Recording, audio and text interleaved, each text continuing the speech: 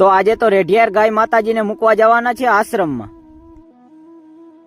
તો જય ઠાકર ને જય દ્વારકાધીશ બધા મિત્રોને કેમ છો? મજામાં જશો તો મારા નવા વ્લોગમાં તમારું સ્વાગત છે। અને મિત્રો કાલ સાંજે ગા વ્યાઈ ગઈ એટલે રાતે વંડામાં રાખી હતી અને આવમાં મિત્રો કઈક પ્રોબ્લેમ હે અને 7-8 જણા થઈને બોલેરામાં ગાયને ચડાવી દીધી અને હવે નીકળી ગયા આપણે ભાણવર આશ્રમમાં। તો ચાલો કન્ટિન્યુ।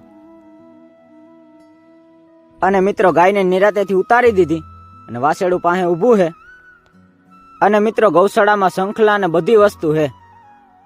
અને મિત્રો તમારા ગામમાં પણ કોઈ ગૌ માતા હેરાન થતી હોય તો બને એટલી સેવા કરજો। અને આશ્રમ બહુ મોટો છે મિત્રો, પણ કામ એટલે એક નંબર છે। અને મિત્રો જય ગૌ માતાની કોમેન્ટ કરી નાખજો। અને મિત્રો પાછા આવી ગયા છીએ આપણે ગામમાં અને હવે જવું છે વાણંદની દુકાને। તો ચાલો કન્ટિન્યુ। તો મિત્રો બાલ ને દાઢી કાપીને આપણે થઈ ગયા છીએ રેડી। તો ગૌ પ્રેમી પેલા આપણા પેજને ફોલો કરી નાખો, પછી લાઈક કરી નાખો, પછી શેર કરી નાખજો। તો ફરીથી મળું તમને એક નવા વ્લોગમાં। તો બધાને જય દ્વારકાધીશ।